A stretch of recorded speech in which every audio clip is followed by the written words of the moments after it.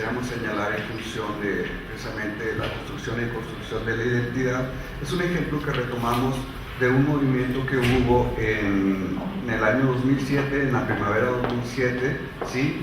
Que tiene que ver con las cuestiones del gobierno, de las políticas del gobierno de Estonia, obviamente uno de los 3 estados bálticos, ¿sí?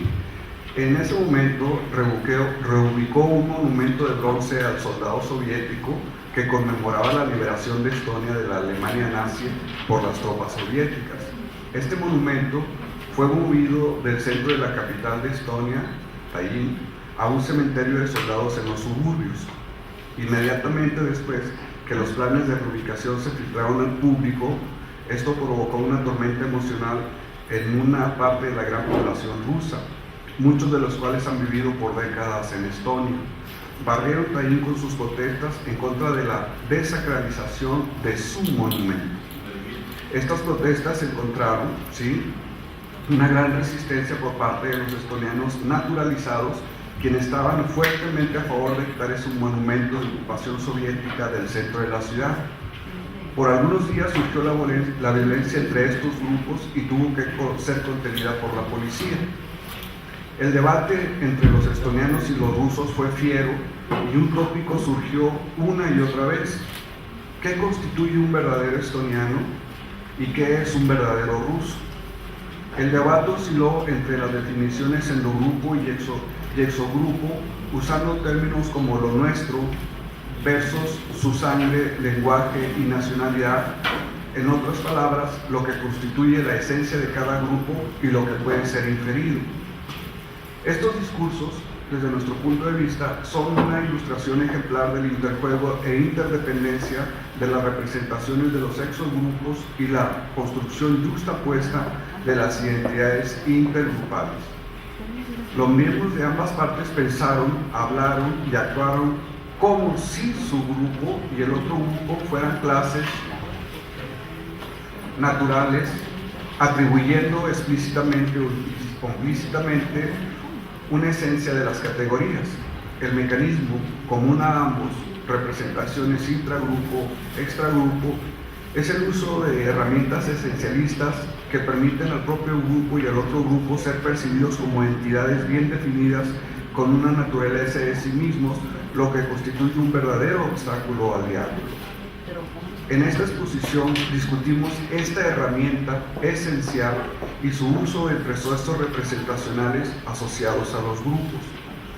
Argumentamos que la esencialización, uso de herramientas para esencializar procesos representacionales y que se objetivan en los discursos, es fundamental para la construcción y reconstrucción de las relaciones intergrupos entre aquel que esencializa y aquel que es esencializado.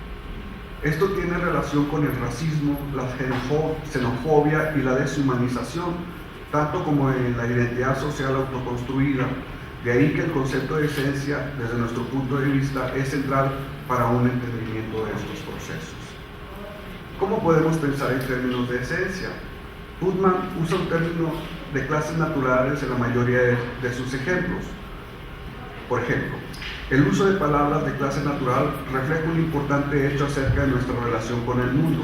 Nosotros sabemos que hay clases de cosas con estructura oculta común, pero todavía no tenemos el conocimiento para describir todas esas estructuras ocultas. Así, la categoría que se use depende de nuestras teorías acerca de las estructuras ocultas subyacentes. Retomo el ejemplo que se hablaba ahora con la cuestión de la historia oficial y la historia indígena, por decirlo de alguna manera. Por lo tanto, los usuarios del lenguaje natural dotan categorías de clase natural con una esencia subyacente. Las categorías artefacto no están dotadas con una esencia subyacente. Tales agrupamientos arbitrarios de objetos pueden ser solo imaginados en el contexto de sus creadores, tales como, ¿sí?, el bueno, el mal indio, ¿sí?, el bueno, el mal criollo, el bueno, el mal imperialista, etcétera, etcétera. Proyectar la esencia sobre las clases naturales y sus ejemplares parece extender una tendencia natural en el pensamiento cotidiano, tanto en niños como en adultos. Por ejemplo, los estudios de Kay muestran que los niños de 4 a 5 años creen que un animal no puede ser transformado en otro por manipulación física. Otros autores conectaron esta línea de investigación con la psicología del prejuicio. Ellos encontraron que tanto los niños como los adultos fueron más susceptibles a estereotipar si creían en teorías legas sobre una naturaleza humana fija en lugar de una variable. Para ver cómo funciona esto, es útil ver qué significa esencializar una categoría. Cuando una categoría es esencializada, se asume que existe una esencia de la categoría que determina una membresía específica de la categoría. Es decir, si un objeto posee la esencia, entonces, por naturaleza, es miembro de esa categoría y a la inversa. ¿Sí? En otras palabras, es un criterio necesario y suficiente para la categoría de membresía en el sentido aristoteliano clásico. Se presupone que una esencia posee dos propiedades fundamentales. Primero, es inalterable por la intervención humana. Es decir, se supone que los humanos son incapaces para crear, modificar o destruir una esencia porque se cree que pertenece a la naturaleza como opuesta a la cultura. Si la cultura humana, el mundo de los artefactos, es algo que los humanos pueden crear, modificar y destruir a voluntad, una esencia está en el mundo del orden natural de las cosas, el cual yace más allá de la cultura humana, desafiando y negando una alteración de forma arbitraria. Segundo, como esencia se supone que causa la aparición ejemplar de la categoría. Los ejemplares de una categoría, a pesar de sus similitudes, no son idénticos y varían en su apariencia. Sin embargo, se presupone que poseen la misma esencia subyacente, la que da lugar a apariencias variables. Por ejemplo, la categoría política. En otras palabras, esencializar una categoría es presuponer la distinción entre la apariencia y la realidad, suponer la primacía causal de la esencia en determinación de la apariencia, y tomando por hecho que existe una realidad inalterable subyacente a pesar de las apariencias variables y cambiables de los ejemplares de una categoría. La atribución de una esencia inalterable y causal que determina la membresía de la categoría tiene al menos 4 consecuencias que se han podido observar. Una, se supone que una categoría esencializada tendría que ser discreta y tener un límite de categoría impermeable. Los objetos tienen o no tienen la esencia respectiva, es decir, es o no es político. Como un ejemplo, aquellos que la tengan pertenecen a la categoría y aquellos que no se encuentran fuera de sus límites. Eso implica que un ejemplar de una categoría esencializada no puede cambiar su membresía porque la esencia que posee el ejemplar no puede ser cambiada. Se supone que la categoría esencializada tendría que ser homogénea, es decir, todos los políticos son iguales. Esto es, se supone que todos los ejemplares tendrían la misma esencia y por lo tanto ellos son esencialmente lo mismo y pueden ser tratados de la misma manera sin diferenciación de ellos. Por ejemplo, en el caso que se estaba comentando anteriormente, los indígenas. Los indígenas son así, una categoría homogénea. Las características superficiales de un ejemplar de una categoría esencializada puede ser explicado y predicha precisamente en términos de su esencia, porque se supone que la esencia de una categoría esencializada causa las características superficiales del ejemplar. Entonces, la apariencia pasada o actual de un ejemplar, ¿sí?, puede ser explicada y entendida en términos de su esencia presumida. Y aún si un ejemplar no exhibe actualmente una característica esperada, un político honesto, por ejemplo, se predice que mostrará eventualmente las características en el futuro, ya caerá, ¿verdad? A esto se le nombra potencial inductivo, ¿sí?, de la esencia que se está ascribiendo a un fenómeno. La categoría esencializada es naturalizada, esto es, tratada como si fuera parte del orden natural que se encuentra más allá del constructo, argumentación y negociación humanos. Es tratada como una esencia ontológica independiente del pensamiento y acción humanos y determinado como razonamiento y por lo tanto actúa como un argumento detentor y da un cierre a los aspectos cognicionales. Esto es, porque la esencia está considerada como parte de una realidad incambiable y del orden natural de las cosas. Extendiendo estas consideraciones a categorías sociales, sigue que en el grupo social una categoría social esencializada refiere a su máxima diferenciación en relación a otros grupos e individuos, por sus límites claramente bien definidos. Sus miembros son homogeneizados, la conducta de sus miembros es explicada y predicha por su esencia subyacente y por lo tanto cualquier tratamiento de sus miembros, pensamientos, sentimientos y acciones dirigidas hacia ellos serán justificadas en base a una esencia subyacente que es legitimada como natural. La esencialización de una categoría social puede servir como una función epistémica para simplificar y hacer comprensibles los fenómenos sociales complejos de la cognición y la comunicación, y una función que creemos interesante, moral, para justificar y legitimar acciones y pensamientos dirigidos hacia aquellos que no pertenecen a esa categoría. En otras palabras, esta esencia resalta como una función pragmática y epistémica de las representaciones sociales en la creación del mundo, de nosotros y los otros, ¿sí? Y esta permite afilar de alguna manera los contornos y permite una rápida inferencia y adecuada reacción en los encuentros sociales. Dado el tiempo, quisiera sintetizar algunas de las cuestiones y mencionar de forma general, ¿sí?, que la membresía de categorías sociales que son elegidas tanto por los grupos como los exogrupos es a menudo señalada como un atributo más o menos conspicuo. Los estilos de vida socioelectos, formas de pensar o de vestir, saludar, para nombrar solo unos cuantos, permiten que el miembro iniciado y a menudo también el no miembro interfiera en la membresía o infiera la membresía del grupo. En la mayoría de los casos, los atributos que definen al grupo social no son accidentales, sino el resultado de un intento por distinguir a los miembros del grupo de los otros. Por ejemplo, en el caso de los estudiantes en Monterrey, hay una clara división que lleva a una serie de cuestiones esenciales, y un chiste en relación a eso es que, por ejemplo, no sé si recuerdan que los colores de los estudiantes del tecnológico son el azul y el blanco.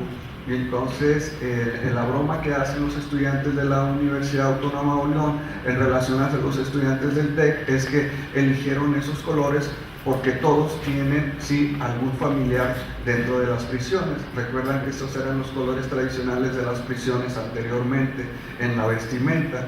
Y en cambio, los estudiantes del TEC les dicen que les dijeron que eran tigres porque regularmente traen las mismas garras, ¿verdad? Entonces son una forma de esencializar características en los grupos para definirlos de forma clara entre ellos, ¿no? Por eso dice que los grupos son mantenidos como una unidad social por los patrones de interacción específica del grupo, que puede ser como la comunicación cara a cara que se da dentro de un contexto. Y en el caso de los grupos más grandes o los grupos dominantes, por medio de la comunicación. Ya para terminar, quisiéramos volver otra vez al ejemplo de estonianos y rusos, ¿verdad?, que están viviendo en Estonia, mencionando que en la introducción, ¿sí?, muestra una implicada relación entre las adscripciones mutuas de la esencia y la autodefinición basadas en el lenguaje y la ciudadanía. El lenguaje y la ciudadanía son atributos fácilmente detectables de categorías sociales forzadas que pueden ser percibidas como un rango de lo natural a lo cultural. Es una cuestión de fracción de segundo determinar en una mujer o en un hombre si ese alguien es de origen africano, asiático o caucásico, y escuchando el lenguaje inmediatamente revela si alguien pertenece o no al grupo de la lengua materna del Oriente o no. Siendo una manera de categorizar a la humanidad en ciertos grupos naturales, el pensamiento racial, en pensar en términos esencializados profundos, permite entender de alguna forma, ¿sí?, que los rasgos, ¿sí?, adscritos no nada más tienen que ver con las cuestiones de carácter físico, sino también de las cuestiones de carácter cognitivo, y que la esencialización de alguna manera, ¿sí?, alude a la proeza cognitiva de hacer fácil el entendimiento entre la relación entre los grupos. Muchas gracias. De hecho, es Orígenes del País, Relatos Opuestos,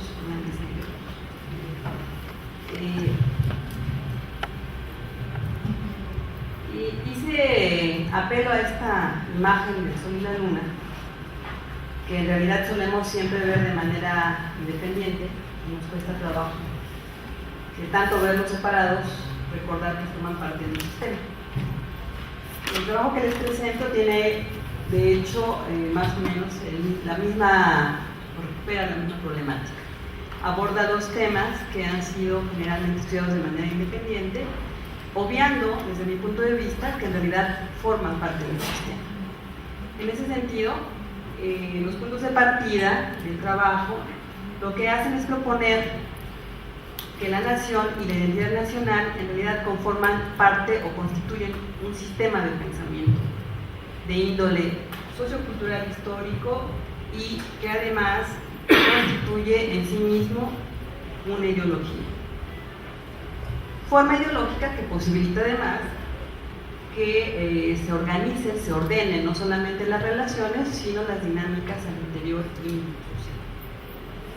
En general, estamos muy acostumbrados, creo que salvo algunos autores, como Smith, algunos de ellos que trabajan en esta relación o indagan de manera paralela los dos fenómenos o procesos, generalmente encontramos, igual que con el sol, ¿no?, que lo vemos todo el día, y entonces tenemos una serie de eventos que ocurren durante el día y que asociamos al día exactamente y a la noche, como en una oposición que puede tener la lectura del bien y el mal, el día y la noche, ¿no?, lo bueno y lo malo.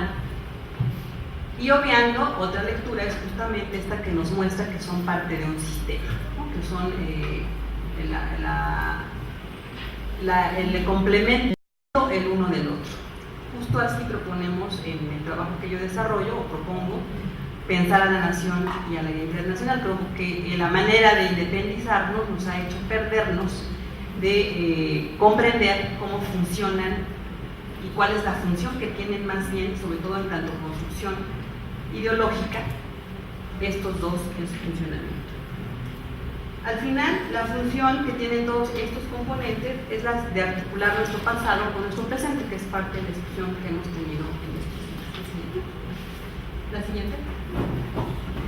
Para abordar el tema de la nación y de la identidad nacional, recupero de Smith esta descripción que hace en términos justamente de definir a la nación. No solo él, hay muchos autores, casi todos los que han trabajado en la nación, van a recuperar los aspectos que podemos denominar como objetivos y subjetivos, pero van a privilegiar siempre, si uno hace un recorrido por diversos autores, vamos a encontrar que hacen un énfasis sobre los aspectos que desde el punto de vista de ellos van a constituir en realidad, dicen ellos, a una nación. Y unos van a privilegiar los aspectos objetivos, ¿no?, lo material, otros la economía, los derechos. Si un país tiene derechos y obligaciones, entonces podemos decir que es una nación.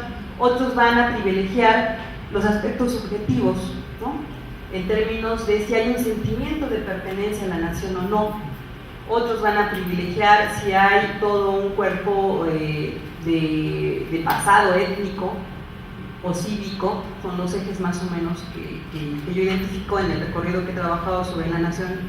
Es el eje de étnico-cívico, si tienen aspectos cívicos sólidos, si tienen unos rituales y una cultura cívica, entonces sí es una nación. Otros lo van a contraponer a quienes dicen no, quienes tienen una herencia y tradiciones y vienen de un pasado rico, entonces esos son una nación, ¿no? El eje étnico-cívico, el eje objetivo-subjetivo y el eje temporal, ¿no?, en términos de qué tanto esa nación recupera el pasado o no hacia el presente. En ese sentido, el trabajo aborda fundamentalmente esta idea de que otros han llamado subjetividad, pero que en términos de Smith recupera como mitos y recuerdos compartidos así como en la naturaleza histórica de la tierra natal que ocupa una nación. En general, los recuerdos sociales, entonces, en esta condición, van a hacer a la nación en términos de lo que comparte un conjunto amplio de comunidades o grupos, a diferencia de otras categorías que buscan la diferenciación. Por ejemplo, un maestro insistirá en diferenciarse de otros maestros o de otros grupos sociales. Sin embargo, la nación no busca diferenciarse sino hacia afuera de la nación misma. Hacia adentro lo que busca es que todos los que forman parte de esa nación asuman que son parte de una nación igual en una identidad nacional. Hay identidades que van a ser identidades sociales, que van a buscar o tienen en el centro como proceso psicosocial, si se quiere, a la diferenciación como el proceso que le da sentido, para diferenciarnos los maestros de los estudiantes, los trabajadores de los empresarios, los niños de las mujeres, los hombres, etcétera, etcétera. ¿Sí? Son procesos de diferenciación. En cambio, la identidad nacional lo que va a buscar, puede no lograrlo y podemos entrar a discutir cuánto nos sentimos mexicanos o no, pero de inicio, en términos de su función, la identidad nacional lo que pretende es una idea de homogeneidad y de que todos nos sintamos igualmente mexicanos, como proposición.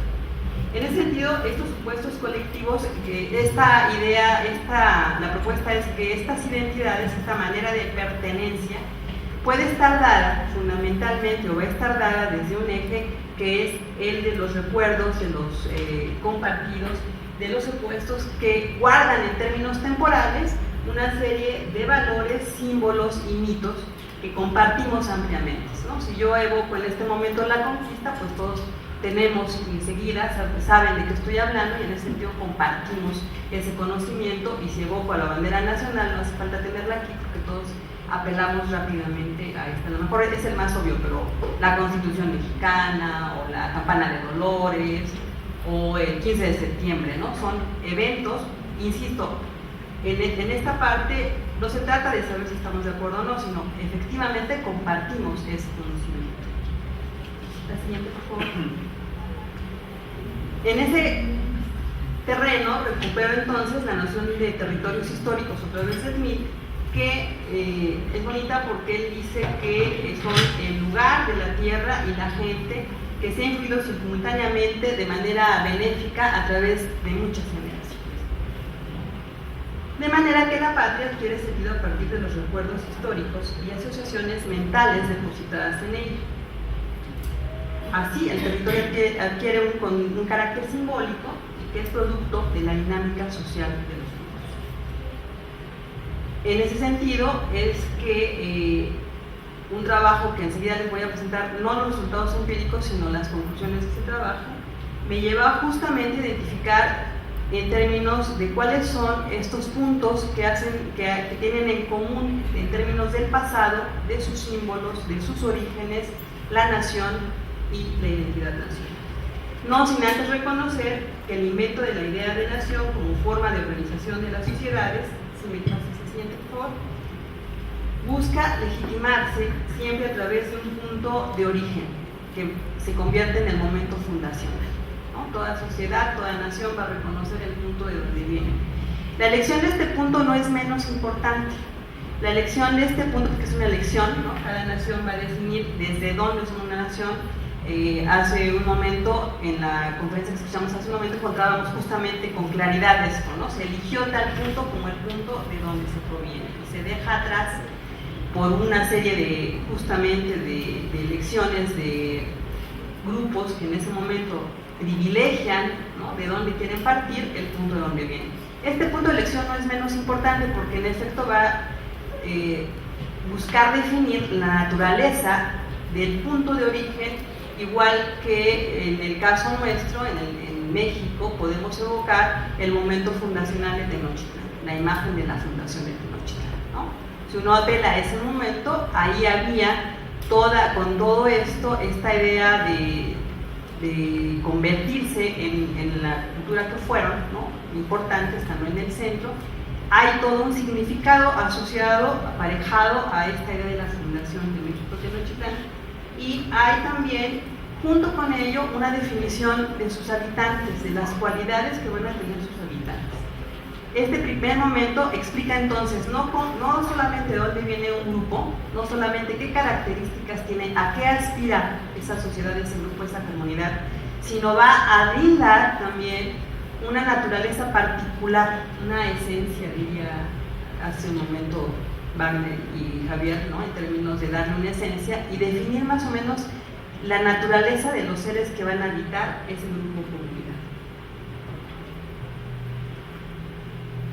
Y desde mi punto de vista es ahí también donde en el caso de México se define el carácter sumiso o equitativo o democrático, diríamos hoy, que va a tener una sociedad como la nuestra. Estamos y nos regresamos a la anterior. Y en ese sentido, es importante recuperar solamente de manera rápida esta idea de, en el caso del trabajo, de que la idea de nación y la identidad nacional son en realidad entidades de orden pensado, a diferencia de otro tipo de fenómenos, otra vez procesos sociales, que son construidos desde los grupos sociales mismos y que van a ser recuperados o van a poder normar y dar forma a la vida en una comunidad. La identidad nacional y la nación son entidades que van a ser definidas desde las instituciones y que van a bajar. Y en eso son pensadas por las instituciones, recuperando el concepto de Ruppert sobre la ciudadanía pensada, ciudadano pensado, actor y pensado. Son políticas porque van a definirse en términos de un contexto específico de correlación y de establecimiento y de disputa. En el caso de la creación de México independiente, la disputa era con una cultura que había sido la dominante, que era la española, y todos los rituales y los símbolos que intenta imponer, que es de donde viene algunas de las creencias más importantes con las que quienes gobiernan en México van a intentar contender y transformar desde su visión o construcción de la identidad nacional y la nación. Y son colectivas, por lo que explicaba hace un momento, ¿no? En términos de que van a ser definidas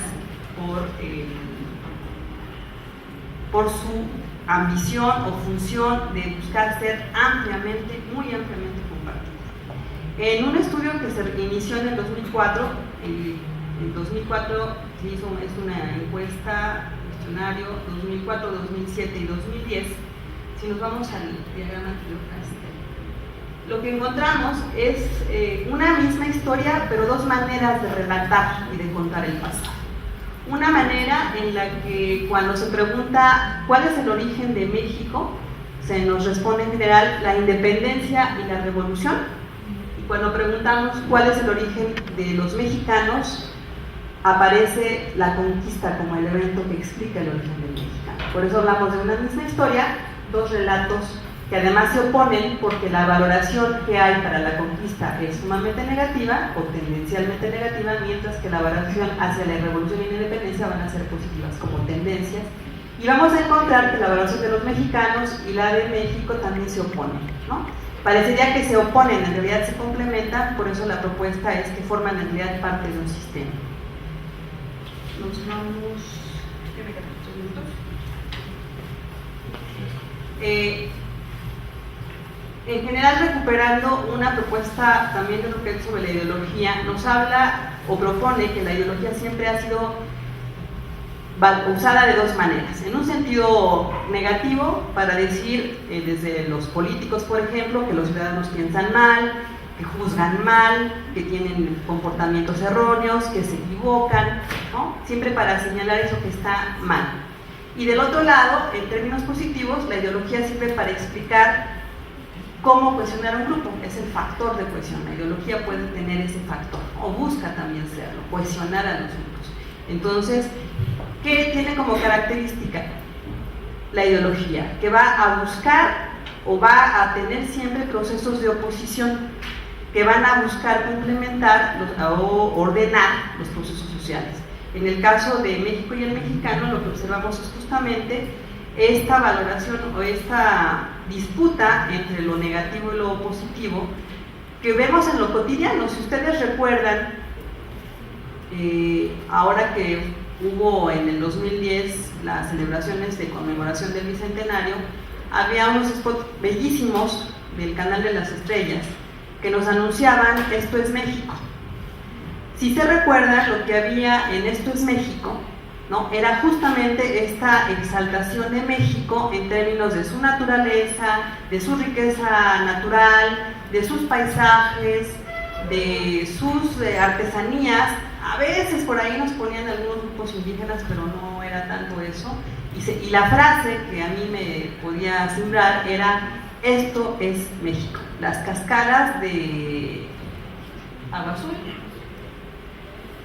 o no sé, ahora nos pasaron Veracruz, nos pasaron cada territorio, cada estado de provincia de México estuvo anunciado con un spot que insistía en que esto es México.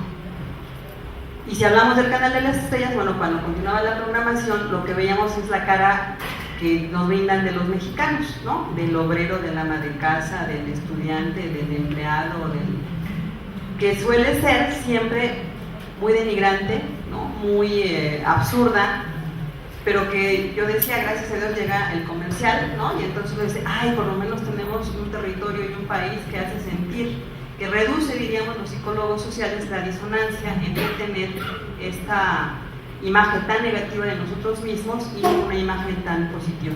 Entonces, el trabajo lo que se propone es justamente cuestionarnos sobre cómo hemos logrado llegar hasta este lugar, y en donde además reconocemos al pasado como un punto que desafortunadamente explica por esta manera en que se ha segmentado, contado, relatado la historia. Nos ha brindado un mismo pasado, pero que tiene dos posibilidades, dos lógicas de articulación. Una lógica de articulación más positiva cuando se habla de México, una lógica menos positiva cuando se habla del mexicano, ¿no? Y de cómo está. Parece en una parte que la historia, una creencia que tenemos los mexicanos, es que la historia de México es como el archivo muerto, ¿no? Yo he dado el curso de Historia Contemporánea de México y uno de los primeros ejercicios es preguntarles qué es la historia, y bueno, el primer resultado que encontramos es, pues la historia es como el pasado, pero el pasado como si fuera el archivo muerto de nuestra sociedad, como si no tuviera más que la función de estar ahí como un objeto que no hace nada, que no implica nada, que no significa nada. Y lo que intento mostrar es justamente que sí, que sigue otorgando un sentido, legitimando una lógica de dominación o de sumisión, y que en la medida, como decía Legner, que no contemos con relatos alternativos y repertorios democráticos, seguimos apelando a esta manera de explicarnos el pasado, y quizá yo creo compartiendo con las culturas prehispánicas el tiempo circular sin darnos cuenta. Nosotros estamos corriendo otra investigación sobre la justicia y la injusticia en México y nos interesamos en preguntar para usted cuál es el origen de la injusticia en México. Y una buena parte de la gente nos dice desde siempre. ¿Desde cuándo existe? Desde siempre.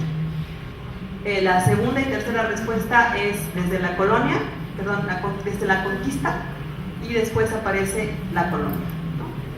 Son las tres afirmaciones, no son de la misma naturaleza, pero me llama la atención. Uno, la contundencia de la frase desde siempre, que está articulada cuando indagamos un poco más a un periodo específico, es la historia, y es la conquista y la colonia.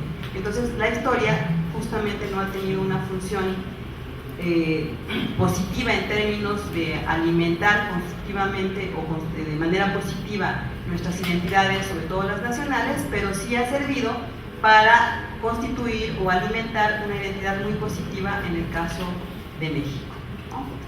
Y bueno, esta es la idea de proponer uno, que son en realidad un sistema, que tendríamos que empezar a verlos en realidad como un sistema y no como eventos o procesos separados o independientes, y dos, que en realidad están constituyendo un sistema de pensamiento de orden ideológico que busca justamente explicarnos el mundo y sus relaciones, pero que además brinda una forma de ordenar las relaciones entre los pueblos. Buenas tardes. El trabajo que presento es una reflexión que hemos aprendido hace algunos meses, Josué y yo, y que bueno, pues solo daremos algunas pinceladas. Y estas serán pensadas en tres actos, a ver si es posible que haya una relación entre el primero, el segundo y el tercero. Si esto es posible, entonces vamos bien, si no, tendríamos que rearticular no solamente la ponencia, sino las formas en que estamos organizando las cosas. El primer acto tiene que ver con cómo los ciudadanos están pensando su historia nacional. En una investigación que acabamos de terminar propiamente y que tuvo como momento de aplicación en el 2009, justo antes de que empezara la conmemoración de los actos del inicio de la Revolución y de la Independencia, preguntamos a la gente cuáles son los momentos históricos que han definido al país. Y bueno, la lista es más o menos larga, sin embargo hay una concentración específica de acontecimientos. En el pasado lejano, como nos relata Juana, básicamente está la conquista, la independencia, la reforma, la revolución, para darle un sentido, digamos, cronológico. En un segundo momento, que podemos denominar el pasado reciente, estaría un gran salto de la revolución hasta 1968, y a partir de 1968 hay una especie de reinicio de la historia de México, considerando básicamente los acontecimientos electorales del 88, del 94, del 2000 y del 2006 en lo particular. Les recuerdo que esta tiene como resultados el 2009. A cada uno de los acontecimientos hay siempre uno o varios personajes asociados, es decir, el acontecimiento no va sin el personaje, y el personaje de alguna manera se debe en gran medida al acontecimiento. Hay en consecuencia, a lo largo de estos resultados, dos grandes acontecimientos en el pasado lejano, que son la independencia y la revolución, efectivamente en la misma situación jerárquica, y varios distintos figuras. Hay en general dos acontecimientos que van a ser muy importantes para el mexicano, que nos puede relatar, que nos puede comentar, que nos puede festejar, y uno de ellos específicamente, el más notorio, que tiene que ver con los resultados que Juana presenta, es el de la independencia. La independencia dibuja con claridad la idea de ser un país y de ser una nación, y de construir específicamente los valores culturales, los valores históricos, la memoria histórica de la nación. El segundo acontecimiento en ese orden es la revolución, que le va a dar una característica al México moderno y va a ser el parteaguas entre ese pasado, todo el pasado, conquista, etcétera, hasta el presente ya moderno, y que va a ser un periodo más o menos largo. Tanto para la versión oficial como para la versión de los propios ciudadanos, la revolución no se sabe exactamente cuándo empieza, aunque se puede ubicar en términos del festejo, en términos de un día, ¿sí?, con algunos personajes, pero no se sabe exactamente cuándo termina, entonces el periodo puede ser largo. Lo que modifica la idea de la revolución es la llegada justamente del movimiento estudiantil del 68, donde los acontecimientos modificaron no solamente el concepto de ciudadano en términos de una visión de sí mismo, sino modifican esencialmente una característica que es la que nosotros vamos a observar en términos de generaciones, es decir, pone a disposición de la forma de interpretación que hay diferencias de interpretación generacionalmente, que para el pasado lejano no es tan claro, pero que para el pasado reciente sí lo es. Así entonces, en esta investigación hicimos ya a detalle una distribución generacional y ubicamos a generaciones de acuerdo a la perspectiva de Pennebaker, en términos de que los acontecimientos sociales van a marcar y van a construir específicamente valores generacionales o generaciones o cohortes, si ustedes quieren, para poder elaborar una diferencia y construir de alguna manera una forma de memoria o una forma de interpretación. El reconocimiento de la independencia, igualmente como nos señala en sus resultados Juana, es un evento no solamente valorado, muy importante, sino valorado positivamente, lo mismo que la revolución. Y en el caso de la conquista es un acontecimiento importante, pero es valorado negativamente. Esta valoración va a permitir que los personajes que se adhieren a cada uno de ellos tengan una característica central. Sin embargo, con respecto al pasado lejano, lo que encontramos es un detalle muy importante. La asociación entre la independencia y Miguel Hidalgo es fuerte. La independencia entre la revolución y Emiliano Zapata y algunos otros que participaron también es fuerte. En el caso de la conquista, la valoración está básicamente con Cuauhtémoc y hay un evento que casi es valorado, pero es como dudoso. Sin embargo, el personaje más popular en términos de los personajes de la historia de México es Benito Juárez, que hace un referente con respecto a la Reforma, pero el periodo de la Reforma prácticamente es desconocido. Es decir, entre Benito Juárez y la Reforma hay una cierta disociación o una cierta distancia. Así entonces, lo que tenemos en términos generales es independencia, en donde se agrupa Miguel Hidalgo, el padre de la patria, algunos otros, la Revolución Villa, Emiliano Zapata, etc. Y en términos de personajes y la popularidad de los personajes, el personaje más popular que nosotros encontramos es el presidente Benito Juárez, sea en un momento dado por su propia figura indígena o por las características de las leyes de reforma, es decir, la separación de las relaciones Estado-Iglesia. En términos del conocimiento, el periodo de la Reforma prácticamente es desconocido. En términos de la popularidad, Benito Juárez sobrepasa la popularidad del padre de la patria, es decir, es más popular Benito Juárez en un momento dado que el propio Miguel Hidalgo. Y en algunos casos se puede pensar que Benito Juárez, por la asociación que tiene con la independencia, pudo haber participado en un evento distinto al cual no solamente no participó, sino incluso le dio sentido. Hay, como conclusión de esta investigación, una retórica en términos de un centralismo de figuras, un centralismo de personajes y una memoria histórica que de alguna manera puede ser no solamente la interpretación que los mexicanos, en este caso señalo que el estudio lo hicimos en la zona metropolitana de la Ciudad de México, que corresponde básicamente a delegaciones del Distrito Federal y a los municipios conurbados del Estado de México. Es decir, no podríamos ir más allá con estos resultados, pero sí podríamos ir en términos de las cuotas y la representación por los lugares. Sí, es un estudio que cuantitativamente tendría una representación sobre la propia región. En términos de un plano cartesiano, lo que vamos a encontrar básicamente son tres grandes cúmulos. Independencia asociada a Miguel Hidalgo, pero en medio de ellos Benito Juárez.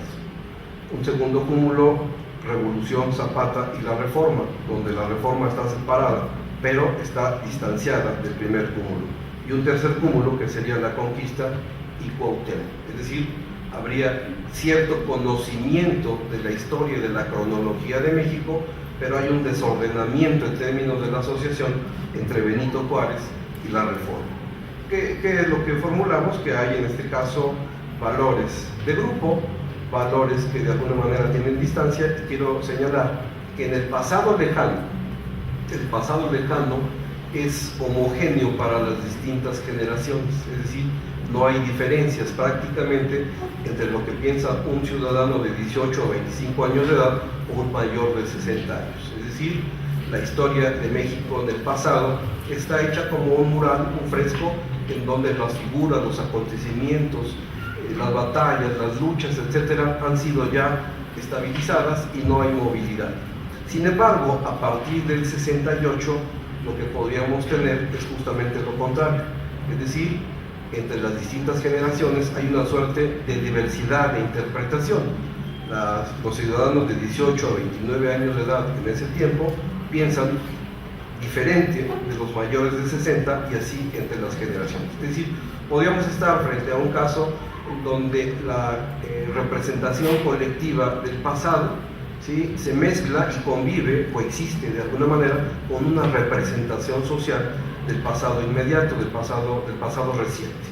¿Sí? Dos representaciones que tendrían dos lógicas totalmente diferentes, pero que de alguna manera comparten en un momento dado las características de la interpretación de la memoria histórica. ¿Cómo entender esto? Sería la pregunta, ya no solamente en términos de los resultados, sino en términos de este proceso, o de esta integración de distintos procesos.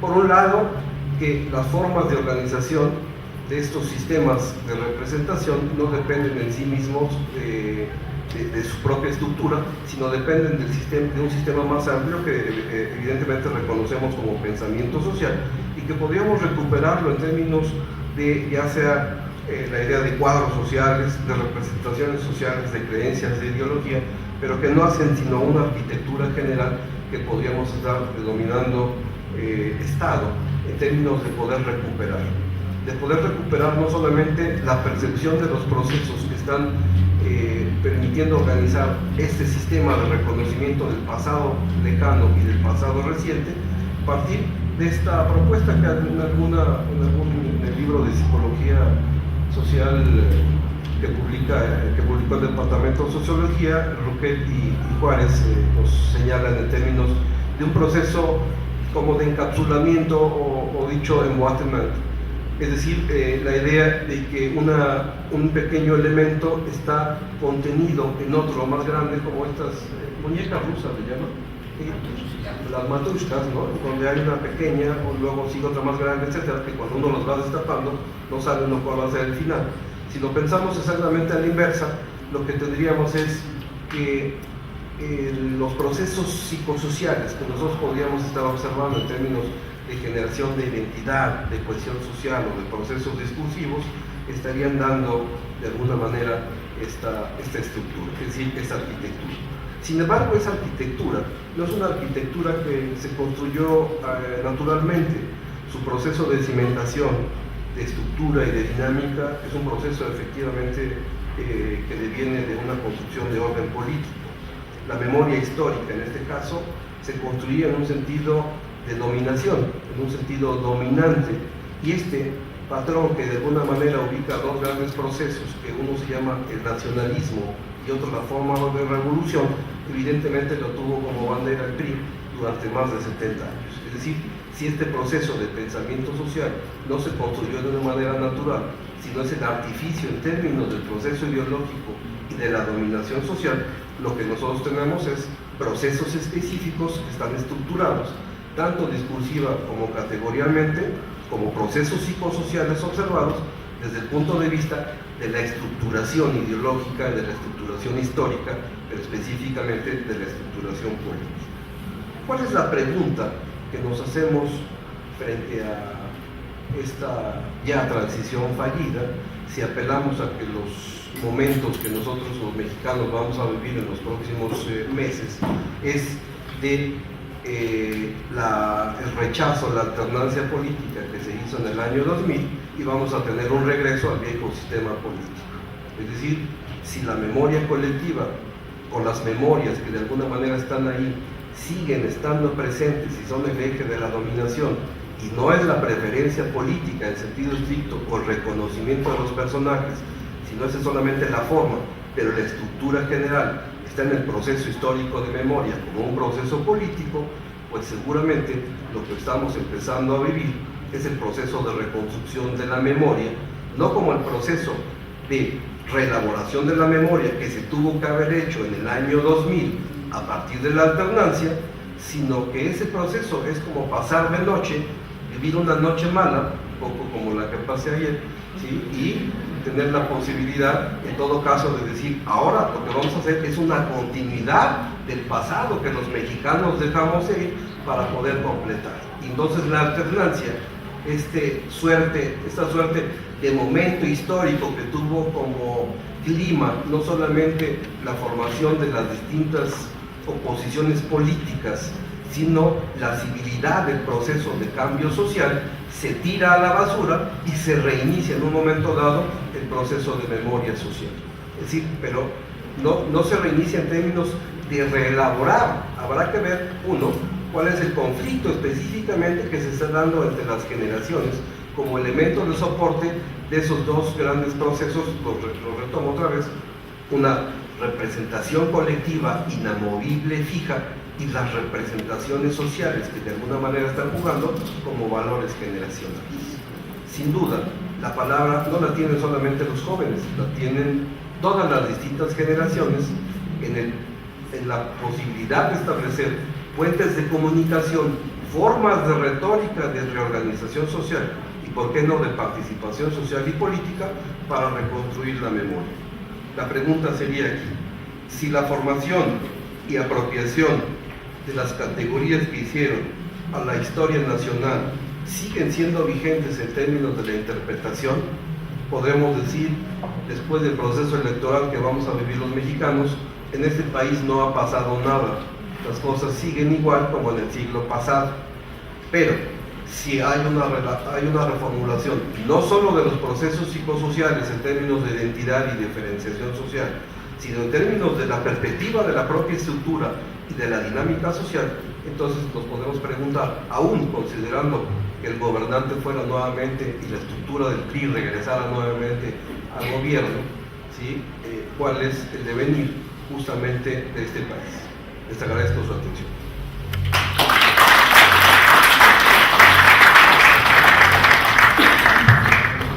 Muchas gracias, doctor. Psicológicos y de memoria de las identidades colectivas.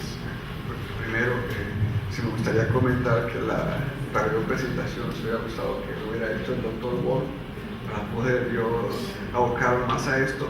Pero les quiero decir un poquito el contexto en el que empezaron mis reflexiones en torno a lo que voy a exponer aquí. Hemos hablado en el trabajo de la red, ¿sí? Y que estos trabajos los podrán ver en un libro que está próximo a publicarse también de forma amplia para que los analicen más a fondo, porque en aras del tiempo hemos intentado sintetizar mucho de esto. Dos cuestiones. Una, por ejemplo, en las cuestiones de la identidad de la gente de Monterrey, los regios, que se le conoce ahora, ¿sí? Ya no son los regiomontanos, ahora son los regios. Dos aspectos. Uno, que dentro de la propia cultura regiomontana, ¿sí? Como una cuestión histórica, se habla de que la cultura regia tiene una característica, ¿sí? Que se ha hecho valorar mucho a sí misma. Una que tiene que ver, precisamente, y por eso lo quiero señalar, con que en ese territorio no hay indígenas. Primero, ¿sí? Segundo, otro aspecto es de que cuando ustedes ven el mapa de México, se van a dar cuenta que el estado de Nuevo León tiene una cosita así de frontera con Estados Unidos, ¿sí? Entonces, a mí me lleva una reflexión acerca de cómo eso ha impactado la cuestión de la identidad de esas comunidades de forma específica, ¿sí? Y se habla precisamente de que el haber echado a todas las etnias originales de esos territorios se ve como algo muy bueno, pero que el hecho de que después la gente de las otras partes de México, y no estoy hablando de los indígenas, les cercenaran el territorio, también se ve como algo muy malo. Entonces por eso hablamos de las cuestiones de esencialismo, es decir, cuando yo los echo a los otros es como algo muy bueno y ya no están aquí. Cuando los otros me hacen lo mismo a mí, pues qué mala onda son, ¿verdad? Entonces, esto es parte importante de lo que nosotros queremos señalar precisamente como los lazos sociopsicológicos y de memoria de las identidades colectivas, por las culturas, sino cómo hacer un uso racional de ellas.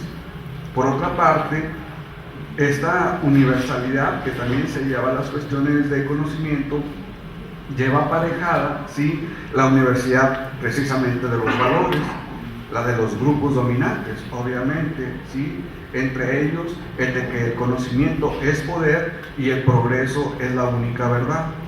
Se argumentaba que el progreso no podía ser posible sin el trabajo, claro, de los dominados, ¿sí?, y el trabajo no podía ser entendido sin la cuestión de la rentabilidad, lo que me deja como ganancia el que los otros trabajen para mí, ¿sí? Por lo cual los productos nuevos serían el imperativo más allá de si son redundantes o tengan el mismo valor operacional. Con el paso del tiempo, pues obviamente muchos de estos principios se han ido cuestionando en diversas vías. Una de ellas refiere precisamente al tema de la razón, ¿sí? Y la argumentación respecto a que ella, entendida desde una sola e incuestionable interpretación vista como universal, también tiene tintes totalitarios, ya que no acepta tener diferencias con la misma, es decir, es la razón, ¿sí? Otra controversia corresponde al discurso de emancipación de las personas a través del conocimiento. Con el paso del tiempo, esto hemos visto ha terminado en una especie de falacia, debido a que se ha mostrado que por principio lo prioritario es mantener la viabilidad de un cierto tipo de sistema social a pesar de sus múltiples crisis, en el sentido del sacrificio de las personas a favor del sistema, es decir, de las expectativas de las personas, ¿sí? Y que este sometimiento o este, de alguna manera, sacrificio, ¿sí?, de las personas para hacer viable un sistema social se da como una verdad irrefutable, ¿sí? Por eso decimos en nuestro trabajo que es sistema por encima de personas. Y por otra parte, decimos que la manera en que se vende es como un único sistema universal de organización social que debe de ser puesto en los diferentes contextos para que estos contextos, estas comunidades sean racionales y tiendan hacia el progreso. Por eso decimos que también de alguna manera este es, entre comillas, un nuevo dominio, una nueva forma de dominio social, la que racionaliza de alguna forma las bondades de un sistema social más allá del efecto del mismo sobre la calidad de vida de las personas y de su entorno. Pensamos nosotros que esta es una nueva forma de totalitarismo, la cual se integra por medio de categorizaciones sociales explicativas, ¿sí?, dejando de lado los lugares, pensamientos, sentimientos de las personas y obviamente de los pueblos, que plantea también como un hecho de que determinadas interpretaciones o, como se ha ido discutiendo en las diversas ponencias, ¿sí?, esas interpretaciones o construcciones lógicas son necesidades del entendimiento del orden social. Es decir, si no lo entiendes así, no estás entendiendo, ¿sí? Y por eso se dice también de que estas formas de entendimiento deben de ser concebidas como naturales, como válidas, porque es la ciencia que sirve para todos y que el sistema sirve para todos. Así, la modernidad y su principal valor, la razón, ¿sí?, siempre serán interpretados como las principales fuentes de los proyectos extraordinarios que mueven al sistema social hegemónico, lo que debe entenderse como el desarrollo, ¿sí? Con el paso del tiempo se ha evidenciado que la verdad y la objetividad, principios básicos de la modernidad, también tienen acepciones, las dadas por el discurso legitimador de este sistema. Estas acepciones, de forma general, han procurado mitigar los efectos sociales de este tipo de dominación social. Por eso pensamos que el análisis psicosocial de la realidad muestra que las personas son parte de varios grupos a la vez, religiosos, lingüísticos, étnicos, que constituyen fuentes de identidad. Algunas identidades no se relacionan entre sí, otras en cambio refieren a una misma dimensión, como lo que se ha estado observando aquí, la cuestión de la identidad nacional, que se articula en diversas cogniciones de inclusividad como persona, ¿sí?, y lo que permite sentirse al mismo tiempo, por ejemplo, ¿sí?, regio, mexicano, latino o catalán, español, europeo. Sin embargo, las identidades sociales, hemos visto, son dinámicas y no necesariamente se activan de forma simultánea, sino en función del contexto social e histórico en el que éstas se manifiestan. Por lo cual, podemos encontrar casos en que, por ejemplo, la identidad nacional sea producto de un proceso cultural, caso del pueblo Hopi en los Estados Unidos, o el de los Inúes en Canadá, o en otros casos lo sea de un proceso político, por ejemplo, el acuerdo político que tomaron algunas naciones del este para configurar la identidad de pertenencia a la Unión de Repúblicas Soviéticas Socialistas, más allá de ser húngaro, búlgaro o rumano, y que precisamente por la cualidad dinámica de las identidades, esta supraidentidad ha dejado de existir, dando paso al surgimiento de otras identidades, ¿sí? Y hablábamos precisamente en el trabajo anterior de lo que qué es ser estoniano, qué es ser ruso, ¿sí? Por eso decimos que también se puede mencionar en el caso más reciente de la antigua Yugoslavia. Entonces, ahora ya no eres yugoslavo, ¿ahora qué eres? ¿Sí? Dependiendo de dónde hayas quedado en la división geográfica que se da a partir del conflicto, ¿sí? Estos ejemplos muestran cómo la diferencia de las identidades estaría marcada por los hechos históricos de las vivencias de cada pueblo. De ahí que se debe observar si la identidad se construye, ya sea desde la periferia geográfica de los pueblos o bien desde el centro de la posición geográfica, ¿sí? O desde ambas, ya que los estados-naciones y los pueblos se originan a partir de los límites geográficos, políticos y de la delimitación psicosocial ellos-nosotros.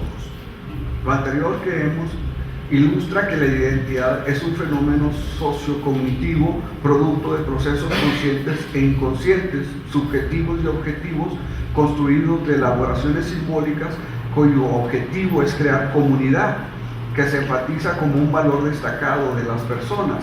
Así, los símbolos identitarios culturales se construyen por los grupos en función de sus intereses dentro de escenarios históricos específicos. Ya ayer se señalaba por ahí todo el gran uso que le daban todos los gobiernos en relación a la revolución y la emancipación, etcétera, etcétera. Por eso decimos que las personas responden a demandas de diferentes pertenencias grupales, las que les proveen de elementos para entender el medio, una perspectiva que comparten con otros miembros de sus propios grupos, y a la vez estas perspectivas de los grupos son muy sensibles a los cambios y demandas sociales y los efectos comparativos de la evaluación. Y quiero retomar lo que se exponía en la conferencia magistral de la mañana, de las necesidades de los grupos y cómo está la cuestión de la satisfacción de las demandas de esas necesidades, en cómo se va moviendo la identidad en función de positiva, negativa, yo, los otros, etc. Sabemos que existe una interdependencia en distintos niveles entre los diversos grupos sociales, procesos que desde nuestro punto de vista conllevan la posibilidad no nada más de asociaciones, digamos, románticas, sino también de los propios conflictos intergrupales, los cuales son inherentes a la propia búsqueda de identidad entre los grupos como entre las personas. Así como a veces hay que conflictuarse con los padres para ser uno joven, pues a veces hay que conflictuarse también dentro de los propios grupos para decir que no queremos que nuestro grupo sea así. Y por eso decimos, ¿sí?, que la identidad atraviesa necesariamente por todo lo que tiene que ver con lo humano. Gracias. Bueno, antes que nada me gustó mucho la conferencia, pero me salió una duda, no sé qué tan obvia puede ser, pero la pregunta que tengo es si la identidad nacional es absolutamente necesaria para crear una comunidad y por ende, pues es más o menos la idea que tengo, es por ende garantizar la conservación social.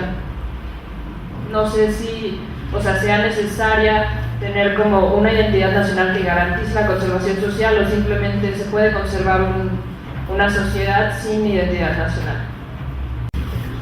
La primera pregunta tiene que ver con los contenidos de la propia identidad, ¿no? En conversaciones informales estos días con amigos y amigas y personas que he ido conociendo, siempre remiten a episodios como es el episodio de la revolución, la independencia, la conquista, etc., que forman como jalones o hitos de la historia del país. Y bueno, son referentes que a mí me sorprenden de los recurrentes que son, ¿no? Y yo trataba de pensar cuáles podían ser los referentes para el Estado español o cuáles podían ser los referentes para algunas comunidades autónomas del Estado español, y la verdad es que en términos de memoria a mí no se me ocurre francamente ninguna. O sea, a mí si me hiciesen esa pregunta yo no sabría qué contestar, y mis compatriotas tengo la impresión que tampoco. Y o sois un país que tiene un dominio extraordinario de vuestra historia y bueno, hacéis uso de ese dominio y lo compartís, o bien nosotros, los españoles, somos un conglomerado de mentecatos que ignoramos absolutamente todo lo que ha pasado, bueno, desde que se ha creado el Estado español. Es anecdótico, pero me sorprende, y esto me lleva a la primera pregunta, ¿no? Claro, yo cuando me niego siempre a proporcionar definiciones de nociones como memoria, historia, etc., por razones que ahora no vienen al caso, ¿no? Pero bueno, yo sé perfectamente que estoy manejando una visión de lo que es la memoria o de lo que es la historia. Entonces me gustaría saber, en los trabajos que habéis hecho y cuando le habéis preguntado a las personas sobre su memoria de la nación, ¿cómo habéis formulado esas preguntas? ¿Le habéis preguntado por acontecimientos históricos? ¿Habéis dejado que se expresen libremente y no sé, pues que hagan referencia a la gastronomía, al paisaje, a las lenguas, a lo que pudo haber sido y no fue, a las frustraciones, a los deseos? Esa es la primera pregunta, porque es una mera impresión que no tiene ninguna base, ¿no? Me da la sensación muchas veces que cuando se estudia la memoria, pues uno ya va a tiro fijo, ¿no? Y a preguntar por la revolución, preguntar por la independencia, preguntar por lo que sea, sin dejar, digamos, un margen para que la gente se exprese en base a otras categorías. En relación con esto también me surge otra pregunta, ¿no? Que tiene que ver con la noción de ideología. Claro, para mí la noción de ideología tiene una dimensión extraordinariamente pragmática, tiene un valor de uso.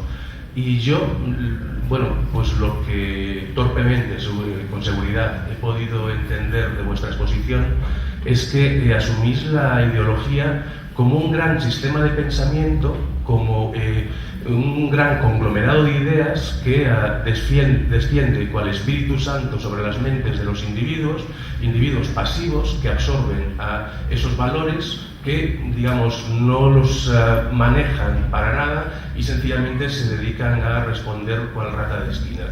Claro, a lo mejor mi mente no es muy científica, ¿no? Pero yo prefiero pensar en otro modelo de ser humano, un ser humano que se enfrenta a las situaciones y toma decisiones. La realidad es dilemática y continuamente tomamos decisiones. Incluso las personas que nos podemos identificar con eso que convencionalmente se llama ideología, sabemos que la ideología no es un patrón que uno pueda aplicar a la realidad, sino que uno se ve confrontado, claro, a no ser que sea una máquina, uno se ve confrontado con las situaciones y entonces frente a esas situaciones tiene que tomar decisiones.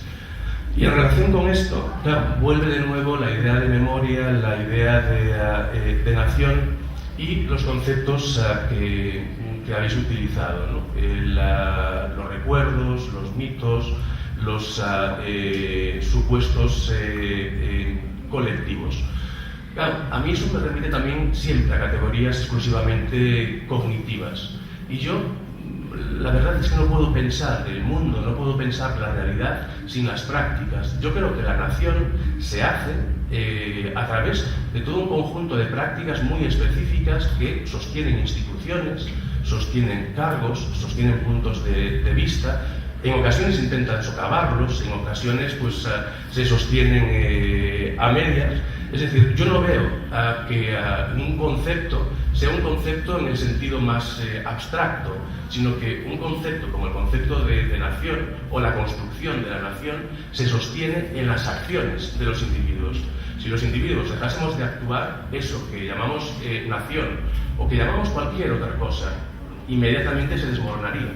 Es decir, el mundo no puede vivir a través de ideas. Y por supuesto estas ideas no se difunden exclusivamente para que sean absorbidas, insisto, de manera crítica, paciente y sumisa por parte de los individuos, a no ser que pensemos que los que nos dedicamos a estudiar estas cosas pues somos individuos tocados por una mano divina, que podemos tener una visión crítica del mundo y el resto de la humanidad, o sea, está pues ahí soportando como buenamente puede la situación. Muchísimas gracias. Pues yo voy a retomar un poquito la pregunta esta que quedó abierta de Félix y me gustaría dar también algunas observaciones. Dussel decía hace algunos años en la Ética de la Liberación que se podía establecer tres sistemas interregionales, ¿no? El sistema interregional del Mediterráneo, el sistema interregional de la Náhuatl y un tercer sistema interregional que aparece posteriormente y que se integra a partir de lo que fue el primer proceso de globalización, que fue no solamente el descubrimiento de América, sino la integración total de los sistemas culturales de esa tierra a los sistemas de alguna manera políticos o de gobierno, que traía también toda la influencia eurocentrista, que por cierto dicen que es no solamente eurocentrista, es etnocentrista, falocéntrica o androcéntrica, que desde ahí un poco la provocación de esta dualidad, porque finalmente son elementos que constituyen en el cimiento del paradigma contractualista moderno la propia designación del ser humano en la enunciación política, obviamente en esta dualidad que posteriormente a la cual se integra la mujer, pero siempre como un remanente del universal abstracto masculino del mundo moderno. Y partiendo de esa cuestión, finalmente un elemento que a mí me parece esencial es sobre todo la enunciación en cuanto a los recursos energéticos. Yo siento que la historia no es vacía, la historia nos está narrando una experiencia vital, pero en esa experiencia vital siempre hay una relación de poder. Y lo que pasó en nuestro territorio, porque bueno, hay una forma que ahorita no recuerdo exactamente cómo se enuncia las Américas, lo que sucedieron fueron procesos de integración y de asimilación de los pueblos indígenas al proyecto de nación. No fue gratuito lo que nosotros estamos viviendo en este momento como este Estado-nación, que finalmente la pluralidad, la multiculturalidad se han hecho presentes siempre como una alteridad que legitima también el Estado de Derecho, pero que fundamentalmente tal vez en este tipo de aproximaciones sí sería muy importante entender los elementos activos, los elementos potenciadores, los elementos energéticos que finalmente constituyen la historia. Yo estoy ahorita adentrándome un poquito en cómo a partir de la desarticulación de las parteras, de todo un esquema social del mundo antiguo, finalmente con la conquista, la práctica ya no era parte de la jerarquía social de la gran mujer, de la médico que en ese momento no estaba trayendo ni un feto, ni un producto, ni un nonato, sino estaba trayendo una piedra preciosa, un quetzal, un linaje. El estatus que se ejercía en ese momento para la vida, obviamente legitimó todo lo que fue el imperio azteca y finalmente las repercusiones geopolíticas que estableció en Mesoamérica, pero a partir de esa resignificación también de la práctica, en el cual la partera fue desplazada y posteriormente con toda la consolidación de los sistemas médicos en el siglo XVII más o menos, fueron integrados esos conocimientos, pero jamás desde la narrativa de la alteridad. Las instituciones mexicanas no están integradas desde la narrativa de la alteridad, ni siquiera de la notosedad, de la diversidad cultural. Y esto finalmente es un resultado profundo de la manera en cómo se asimilan políticas públicas, cómo se desarrollan las políticas públicas y finalmente los sentidos también de la ciudadanía. Los posicionamientos políticos de la experiencia, ¿no?, de conglomerados de grupos, de las diferentes enunciaciones de las identidades, y que finalmente para nuestro país es este momento el reto. ¿Por qué? Porque finalmente tenemos un recurso renovable extenso, pero dependemos de la petroquímica. Hablo en este momento como pedagoga y no puedo evitar pensar en el otro lado de esta historia que ustedes nos narran con los datos, de estas cosas como indicamos investigación, pues también es una historia que armamos, una mirada que armamos sobre lo que encontramos. Y yo quiero decir que del otro lado, de este lado de quienes trabajamos con investigación educativa, no nos sorprende absolutamente nada. No voy a desdeñar los esfuerzos muchos que se han hecho para la enseñanza de la historia, la educación básica, en propuestas novedosas, importantes. Pero también hay estudios y quienes hemos trabajado junto a maestros de primaria sobre todo, sabemos que la historia en la primaria no se enseña para comprender. De hecho, podríamos decir que no se enseña. Que la preocupación mayor está en construir un sentido de pertenencia a una comunidad mítica, en donde la diferencia entre sí que pasó antes o que pasó después no importa mucho. De hecho, hace unos años compartí una investigación al respecto con ustedes acá. Sí. Y donde se habla de los héroes que nos dieron patria, así en lo general, ¿no? Ahí no cabe un héroe en particular, en la parte de no solo de las conmemoraciones, sino en el discurso mismo del maestro. Entonces, los contenidos, hay varias investigaciones desde hace tiempo que demuestran que la enseñanza de los contenidos como tal de la historia no es la preocupación mayor. Ahora es una preocupación porque está el examen enlace y hay que responder los exámenes nacionales para determinar en qué lugar está México en el mundo de la educación. Y entonces los chicos, bueno, claro, se preocupan por el dato, los chicos, yo no sé, los maestros se preocupan por el dato porque a partir de ahí califican a las escuelas.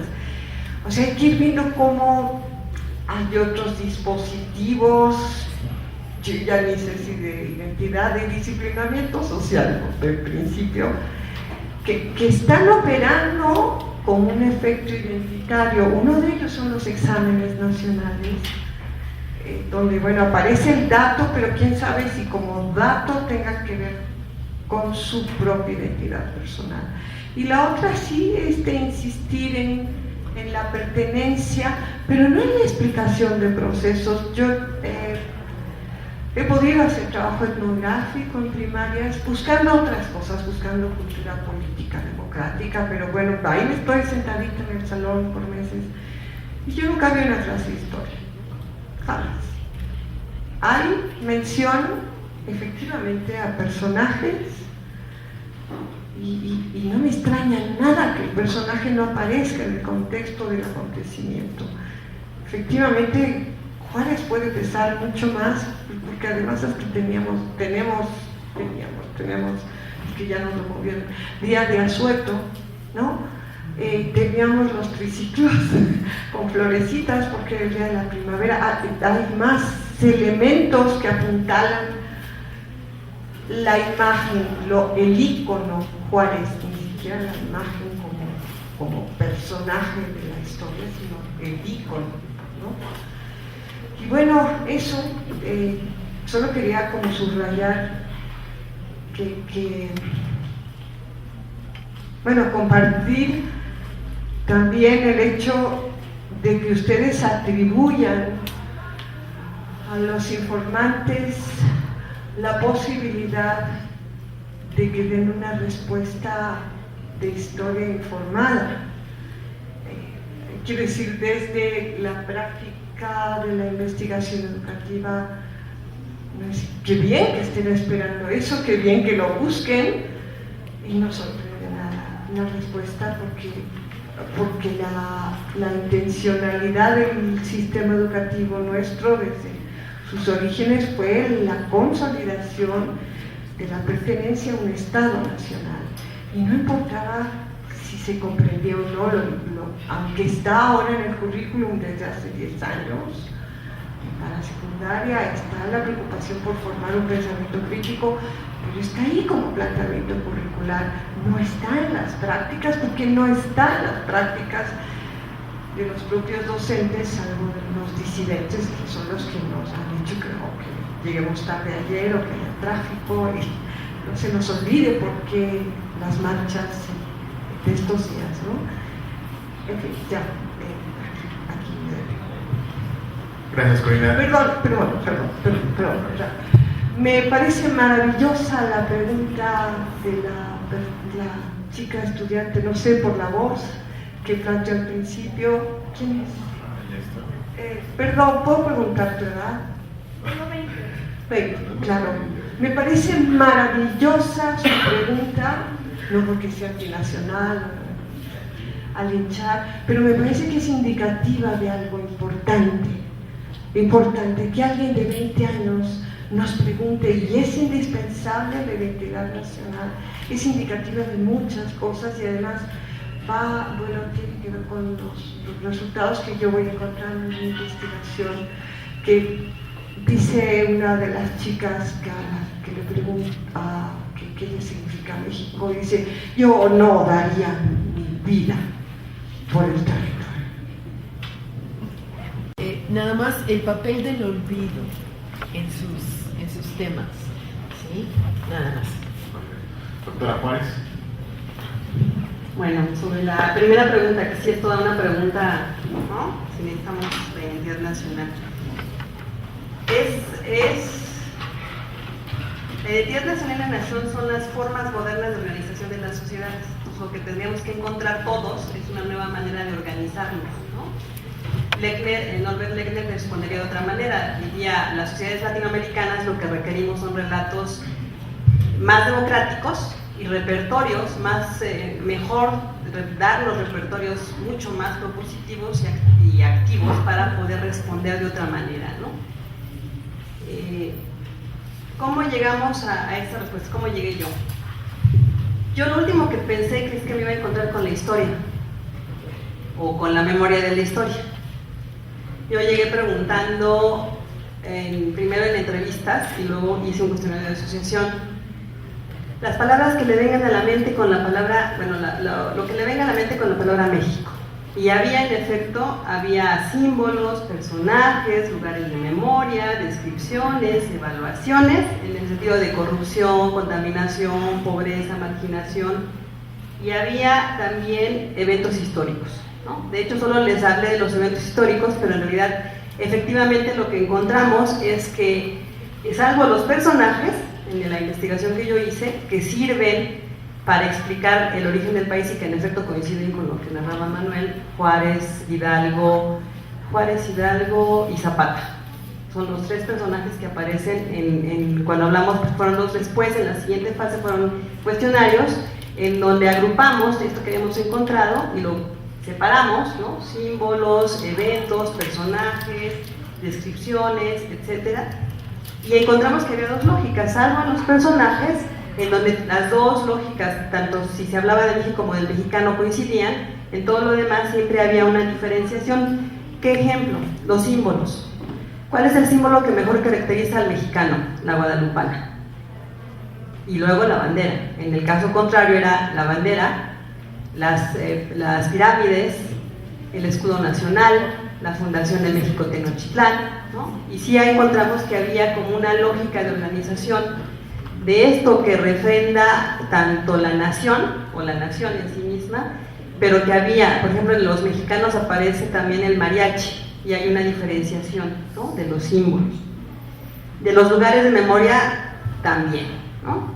Se aparece el Zócalo, en el caso de México, y en primer lugar aparece, quién sabe por qué, es una investigación en ese caso con estudiantes, con gente de la Ciudad de México, el Ángel de la Independencia, por ejemplo, y aparece el Templo Mayor como un lugar de memoria asociado a México, pero tiene menos importancia porque era la misma lista que ofrecimos en esa parte a la gente, pero la selección que hicieron se diferenciaba porque lo que les preguntábamos cada vez es cuál es los principales lugares que caracterizan al mexicano, cuáles son los principales lugares que caracterizan a México. Entonces había toda una lógica de diferenciación. Puse énfasis en esta parte porque nos llamó la atención en términos de la explicación, ¿no? De ser el origen de uno y del otro, y que eran los eventos históricos de la conquista y de la Revolución de la Independencia. Y tienes toda la razón, en este momento estoy con él una investigación sobre Francia y los franceses, y para mi sorpresa no tiene tanto peso en la descripción que hacen con la misma ejercicio, ¿no? Díganme las palabras que le vienen a la mente, lo que le viene a la mente cuando le pongo Francia, franceses. Y ya he empezado a comentar con mis colegas que no se ve tanto el peso de la historia. Lo que más aparece es De Gaulle y Sarkozy. Pero lo otro son valores que en el caso de México no aparecen, como libertad, justicia, igualdad, no es libertad, fraternidad, igual fraternidad, libertad. Aparecen ciertos valores, democracia, justicia, que ya todavía no les puedo comentar más porque apenas estamos trabajando en los datos, pero sí me llamó la atención que había menos un componente, hasta donde llevo el análisis, menos evaluativo que en el caso de México. En el caso de México representaba el porcentaje de palabras evaluativas algo así como un 20%. Acá todavía no se puede decir, pero me llama la atención que no hay una evaluación directa, por lo menos hay una indirecta, transporte, por ejemplo, ¿no? Que creo que es el metro, que entiendo, luego hay una valoración positiva del metro, por ejemplo, en el caso de los franceses, y el transporte, porque estamos trabajando con el norte, el sur y el centro del país. Hay una aplicación que se hizo en Rennes, en Aix-en-Provence y otra en París, ¿no? Entonces estamos trabajando en esa parte, pero en efecto, una cosa que me llamó la atención es que comparativamente el peso de la historia en términos de descripción no es tan importante. Hay otras cosas, ¿no? Los valores, como la justicia, tal. Entonces creo que en efecto lo que nos lleva a preguntarnos es, quizá como lo decía Corina, este proyecto de pertenencia se forja aparentemente fuertemente en la historia y se basa en la historia, en una narración, en una manera que sin duda efectivamente corresponde a una forma ideológica que organiza, pero que desde mi punto de vista guía la acción.